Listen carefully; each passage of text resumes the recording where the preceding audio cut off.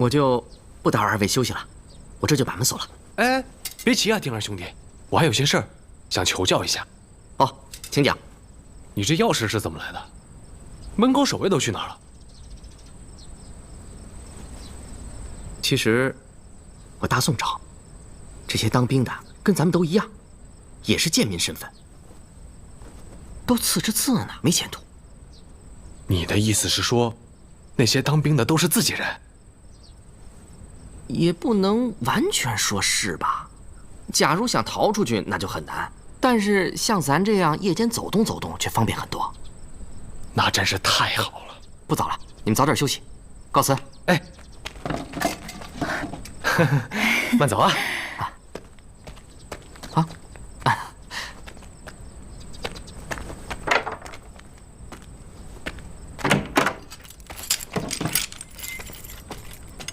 感觉要出大乱子。这些人组织严明，所图极大。你说，王宽他们会不会是被这些人抓了？有可能，最好能接触到那个什么传道尊师，此人暗中操纵一切，定是个心机深沉之人。你准备偷什么兵刃？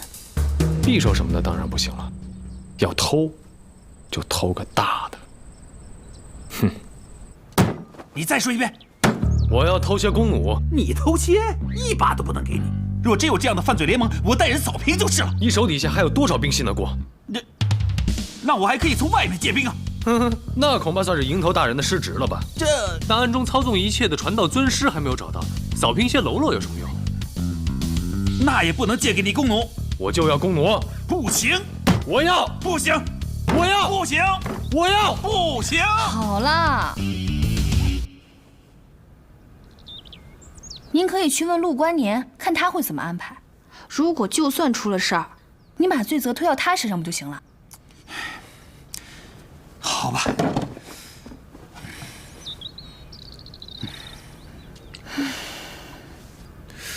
哼。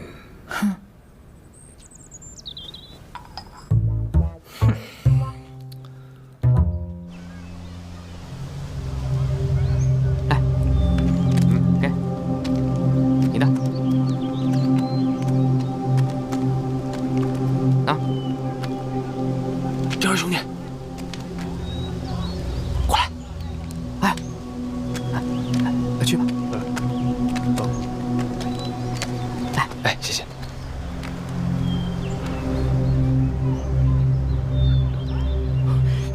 真的啊，太好了！你等一下，我马上去找传道大人。哎。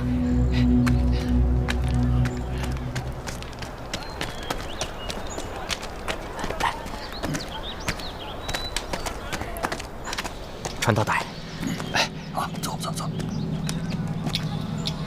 偷到了几把兵刃，啊，几把，不会只是把匕首吧？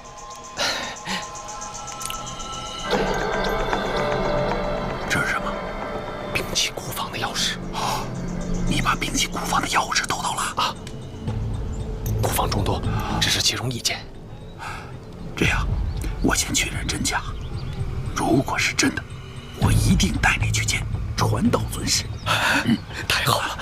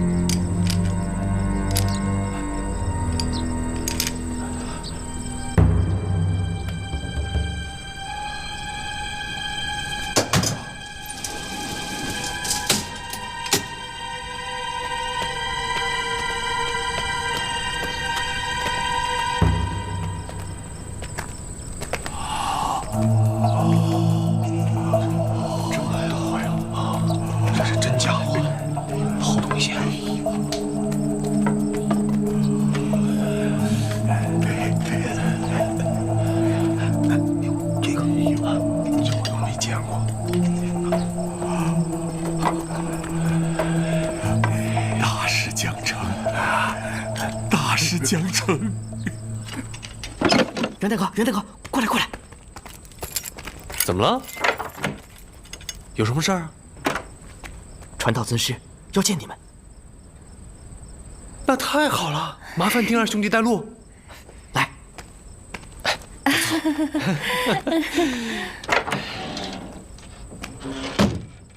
你猜那传道尊师是谁？我猜是牢城营将校级别的。我猜就是他。你怀疑丁二？最不可能的才是隐藏最深。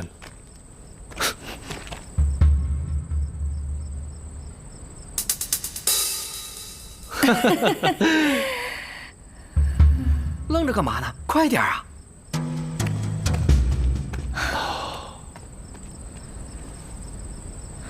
走吧，王坤他们下落就要知道了。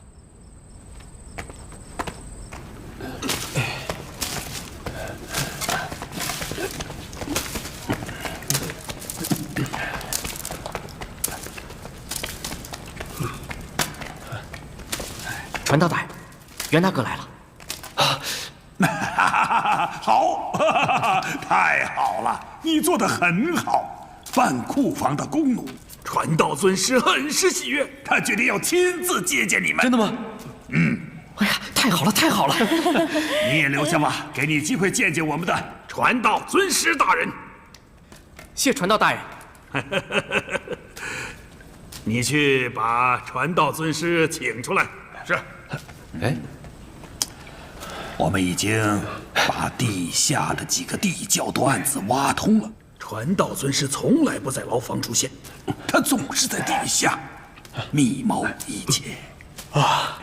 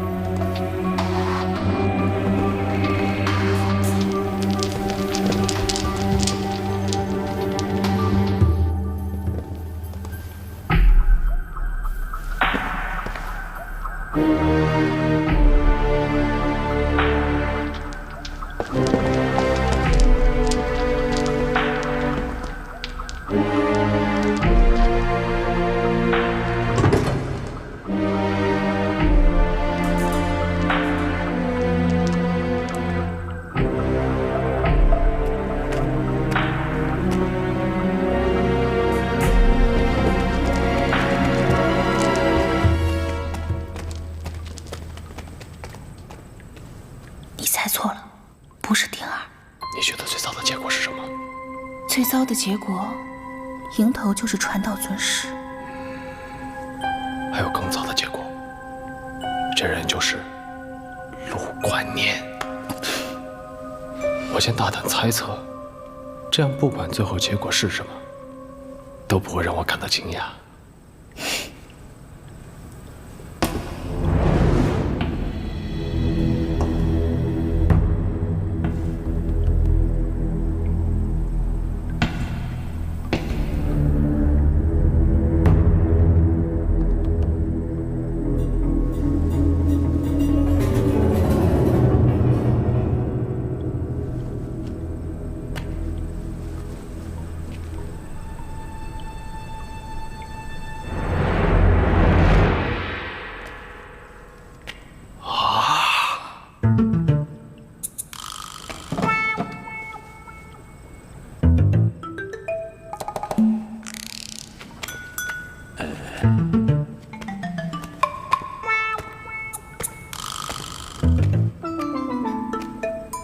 尊师大人，那二位就是偷得库房钥匙的豪杰。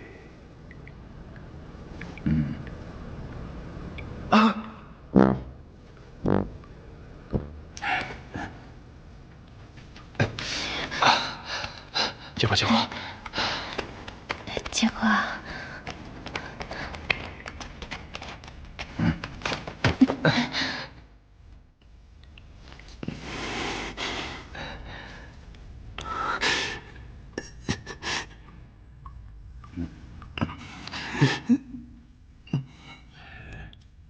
尊师大人，你们认识？你抬头。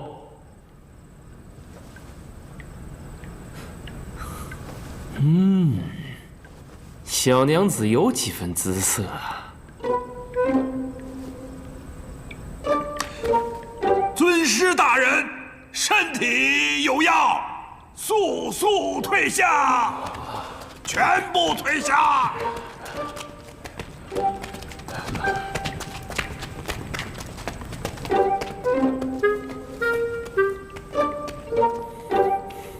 尊师大人，我单独跟这小娘子聊聊天。他们可是结发夫妻。你姓什么来着？在下姓袁。我单独跟你妻子谈心，你怎么看？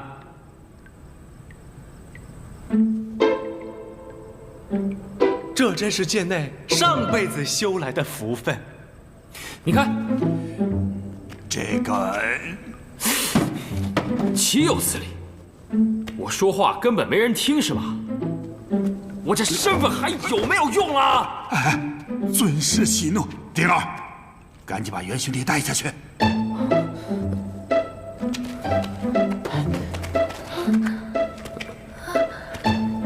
呦，快走！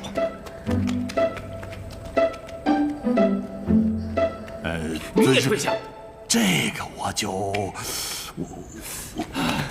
小娘子都不给我啊！这尊师谁爱当谁当，你当，你来，你来。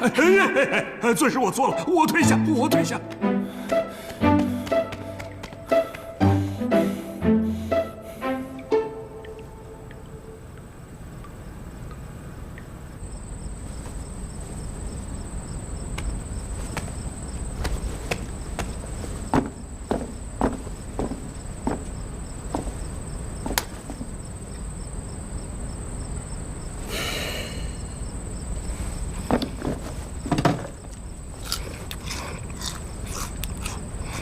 真没想到，传道尊师会有这样的要求，实在是太好了。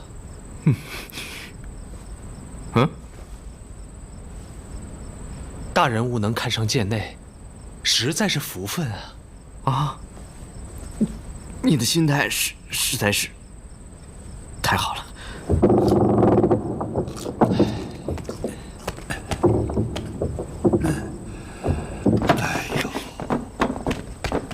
传道大人，您怎么也上来了？尊师非要跟这位袁兄弟的夫人单独相处。那个，不过，主要是谈谈人生，袁兄弟，可千万别往心里去啊！我实在是太高兴了。哎，总算把你们等来了，赶紧救我出去！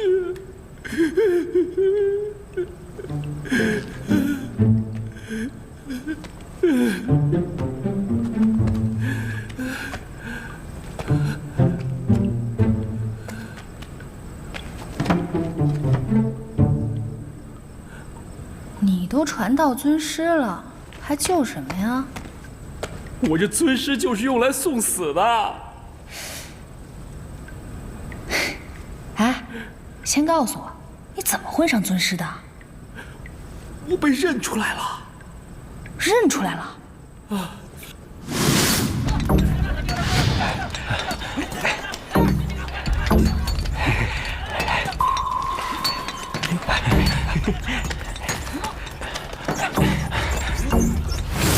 停！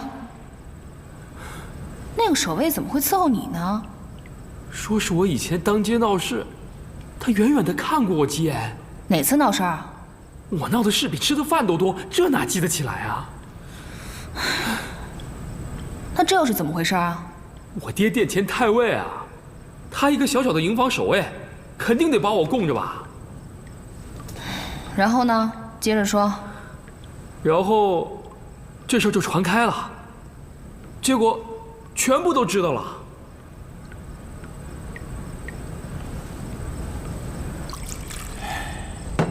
袁兄弟啊，你看开一点啊！哎，你知道这位尊师大人的真实身份是什么吗？是什么？他是殿前太尉韦卓然的公子。你想想，殿前太尉是什么人物？整个御林军1/3都在他的麾下。你再想想看，这位衙内要是亲自率领我们冲出牢城营，他爹能不保他吗？我觉得得保。就是啊，等我们杀出去之后，有这位殿前太尉替我们撑腰，你还怕什么呀？对呀，我们怕什么呀？您说的都是真的吗？那么多人都认识衙内，我能骗你吗？我妻子和衙内这关系，我岂不是和衙内都算亲戚了？然后，那个号称传道的家伙，非逼我当这传道尊师啊，到处跟人说我和我爹的身份。最惨的就是把我关在地底下，我也没法跟人解释啊。他这是把你往火坑里推，等将来出了事，全都赖你身上。你爹要是想救你，就先得替他们把麻烦解决了。哎，幸好你们来了，赶紧把我救出去吧。王宽他们人呢？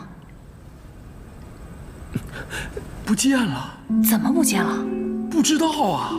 你跟他们一起来的，你怎么会不知道呢？我被认出来就没法一块行动了。王宽说叫我假装不认识他。那他们人也不可能就这样消失了呀。好像小景说他们要去洞里采石场。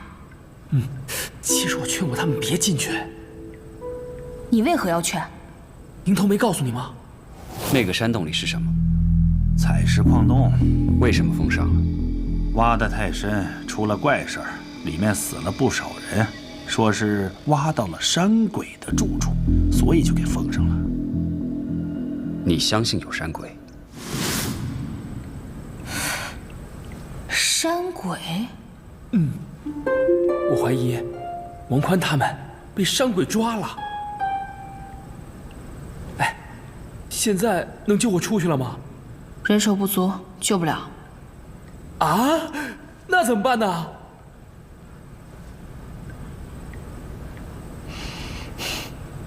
你呀，就先开开心心的当你的尊师啊。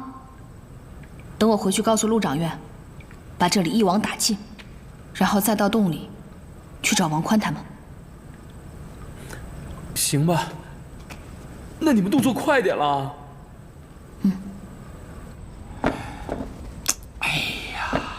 传道大人，你也别太焦急啊，放宽心坐一会儿。这种事儿，想开一点，顺其自然就好了。我有什么想不开的？这又不是我的女人。对啊，那您急什么？我下去看看，你陪着她。哦。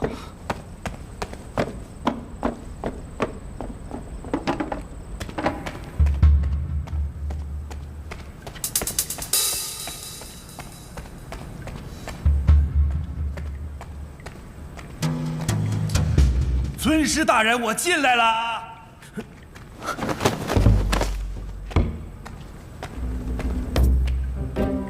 这是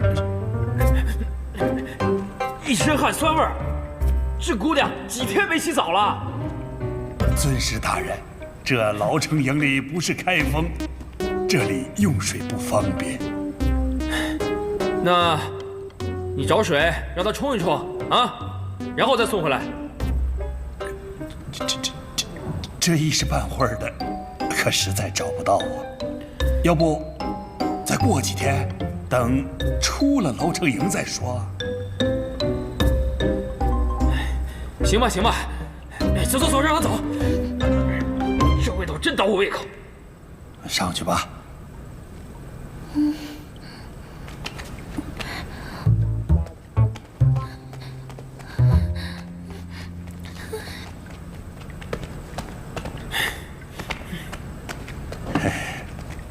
尊师大人，在人人，出了牢城营，什么漂亮姑娘都有啊。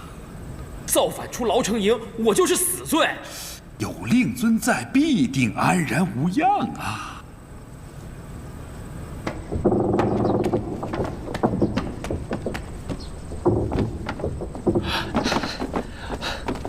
来，可有收获？尊师嫌我不曾沐浴，坏了心情，把我赶出来了。怎么会这样啊？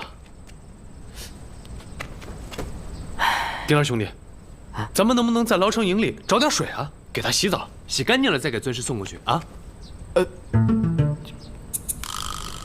牢城营里没那么多水，这就麻烦了。你说这尊师也是，不洗澡多大事儿啊，挑三拣四。他爹可是殿前太尉，从小锦衣玉食，那眼光当然高一些。哦，对，是大官，听到没？好好伺候人家，将来都是一家人。到时候我再认尊师的爹做个义父，这一家岂不是其乐融融？袁大哥交朋友的方式真的是别出心裁。哎，过奖过奖。啊，不早了，早点回去休息吧。啊，走吧。哎，今天见过尊师的事，别说出去。嘘，守口如瓶。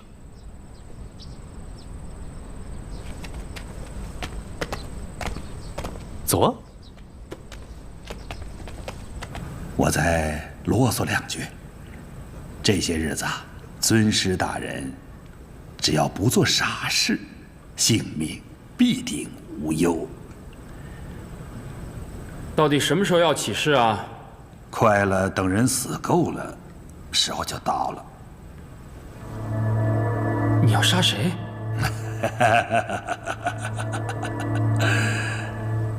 尊师大人，你就安安静静的做我们的首脑就好，这些琐事你就别多问了。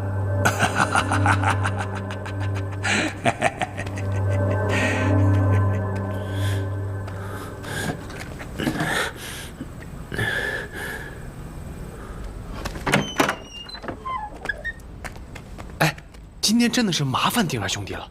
哎，如果什么时候尊师再对剑南感兴趣，一定要告诉我，我让他好好准备。你自己觉得呢？当家的都没意见，我能说什么呀？毕竟是前世修来的福分。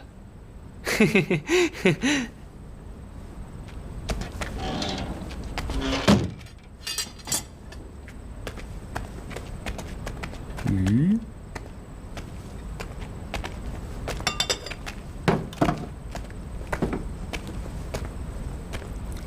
演得不错呀。嗨，比不上你，你把这个坏男人演得活灵活现的，真的。衙内那边怎么说？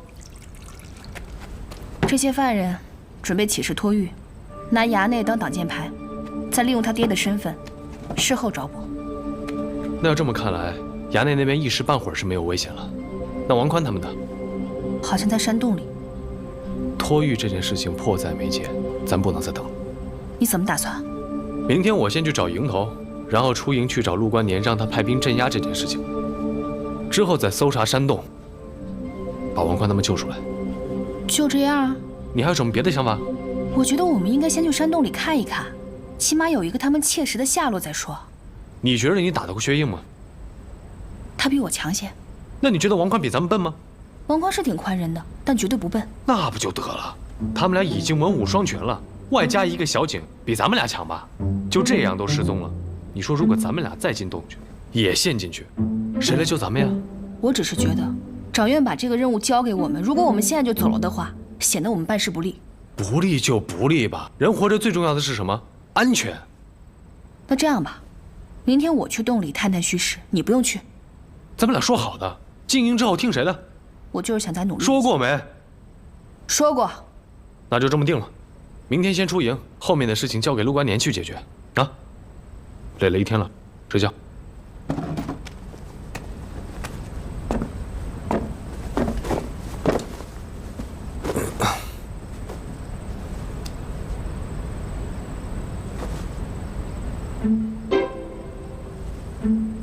我是有多好看，一直盯着我。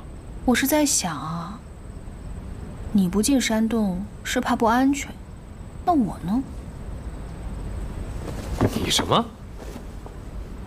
我打算一个人进去，不影响你的安全啊。你干嘛不让我去啊？你说是因为什么？啊，难不成还是我担心你的安危？我正在想这个可能。怎么可能？我怎么可能担心你的安危？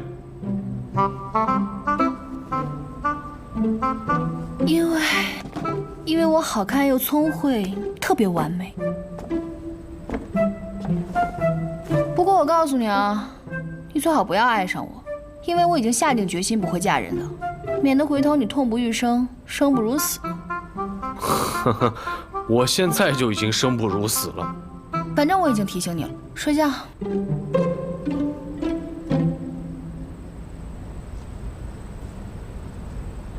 别看了，再看沉迷了。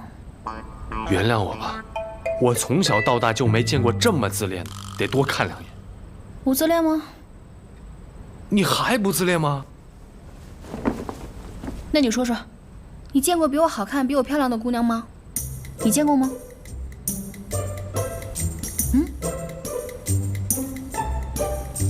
睡觉。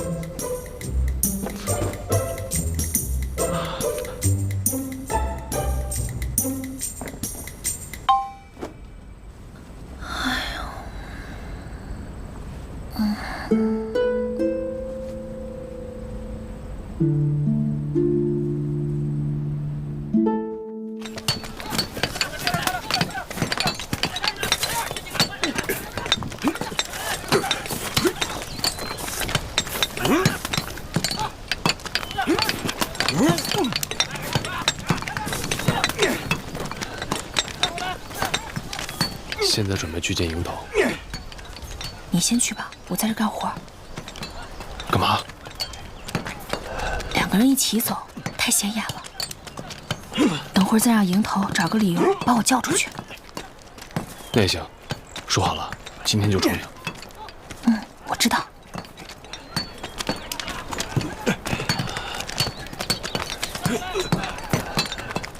大哥，营头大人说要见我。要见你，不信你去问他。行，走吧。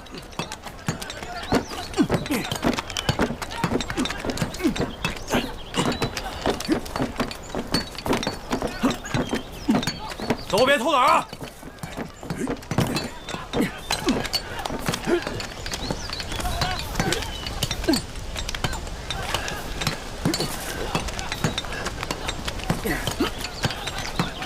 你到底是怎么想的？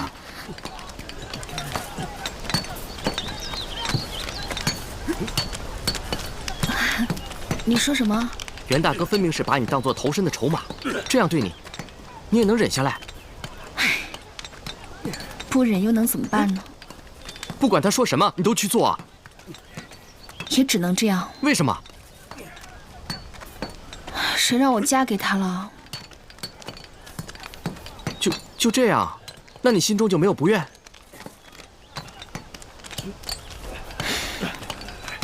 三纲之中，夫为七纲，他决定什么，我自然要听。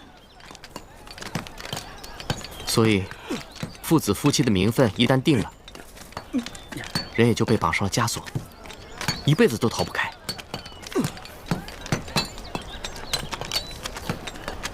你是怎么进来的？这重要吗？反正已经在这儿了，只要不是杀人放火，应该不久就能出去吧？出不出去也没什么区别。嗨，我们虽然认识不久，丁二兄弟已经对我心生怜悯，由此可见，你本质还是个好人。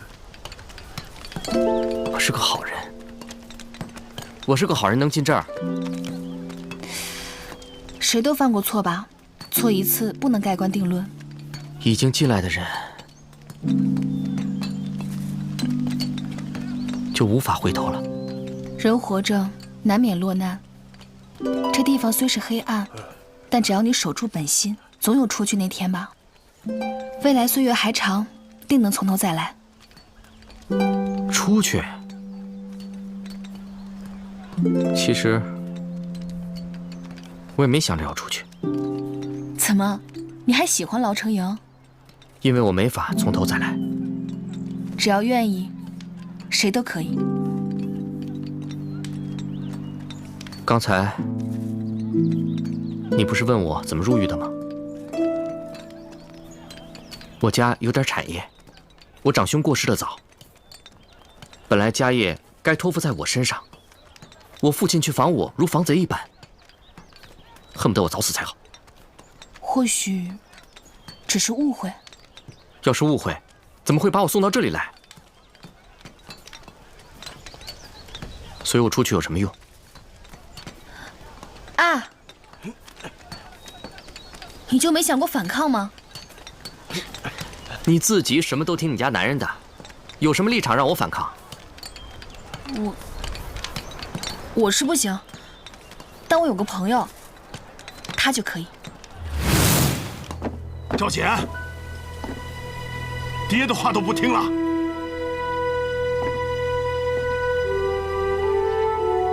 您是我爹，您教我养我，我都记得。只是如果您说什么我都听的话，那我究竟是个人还是个木偶？你别忘了，我是你爹。我记得，只要您说的话是对的，我自然会听。爹的话怎么会有错呢？如果您说的句句都对的话，您又何必教我读书？读书，为的就是明理，明理，求的就是能辨对错。阿简呐，爹让你成亲，爹不会害你的。倘若我今天听了你的，就这么嫁了人，便是把自己藏在了深闺里。那样的我，与死人有何异？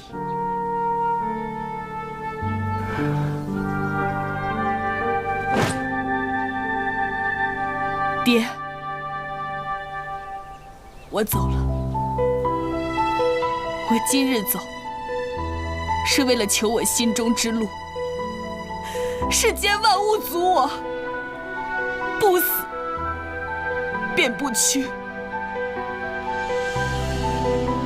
只是父女之情，从未敢忘。您还是我爹，多保重。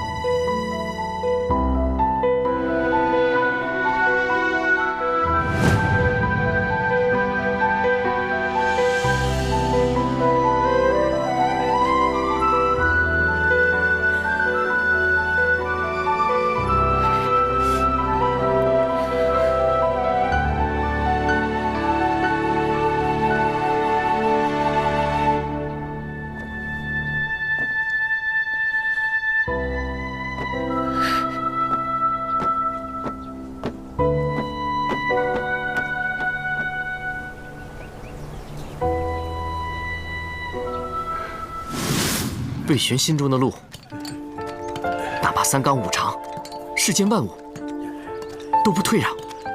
我那朋友就是这么说的，也是这么做的。世上怎会有这样的人啊？你父亲给你身躯，养你成人，你敬他爱他理所当然。但即便如此，他也不能定你生死。你的路该自己走。他的话比世上任何人都重要，但若是错的，就不能妥协。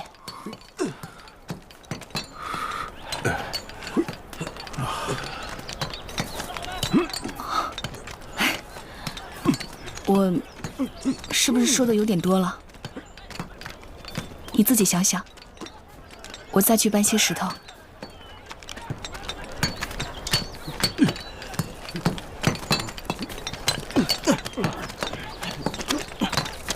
他不能定我的生死，我的路该自己走。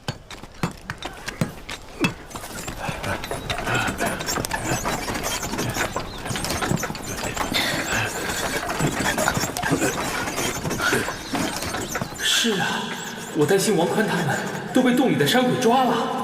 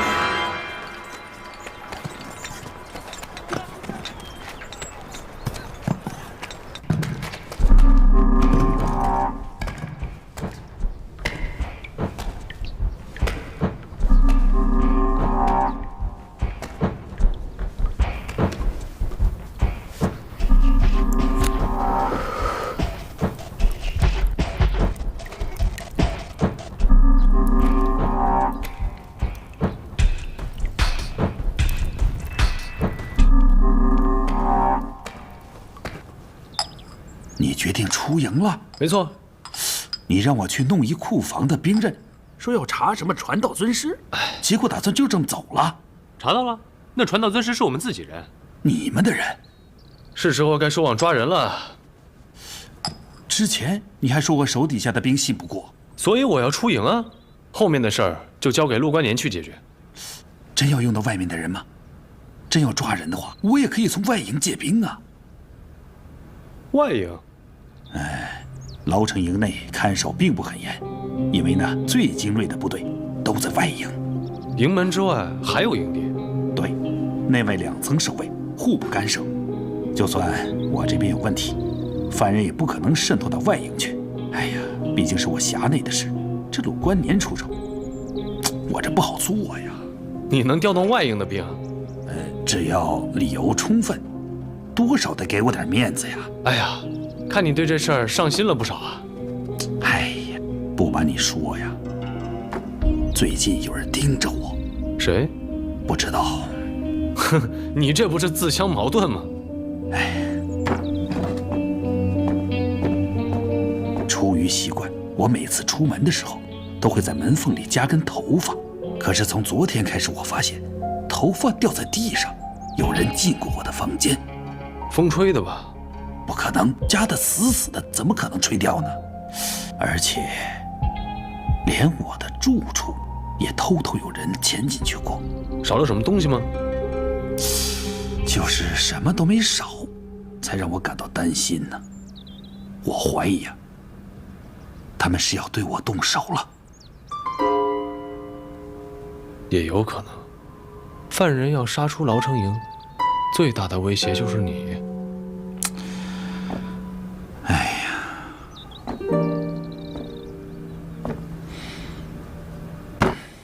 我现在就去外营借兵。别急啊，我先回趟采石场。那不是要连你一起抓了？我要趁机制服首脑，避免引发乱局。也好，那你就先回采石场，我马上从外营调兵过来，控制所有的犯人。嗯。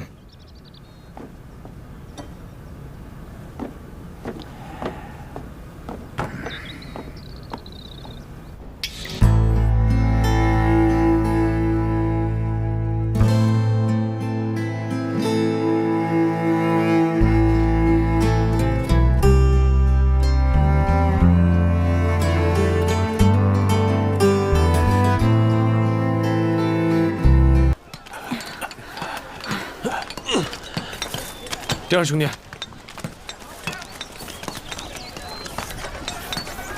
哎，第二兄弟，呵呵，是你？我家婆娘呢？刚才还跟我说话，应该就在这附近。你们说话了，说什么了？你把他推到传道尊师那边，眉头都不皱一下，现在又关心我们说什么？我就是好奇，你不说也没关系。他给我讲了些道理。什么道理？人该怎么活着？二位聊得如此高深呐。有些话我得问他。他人呢？我刚才也是这么问你的。我找一下。怎么神神叨叨的？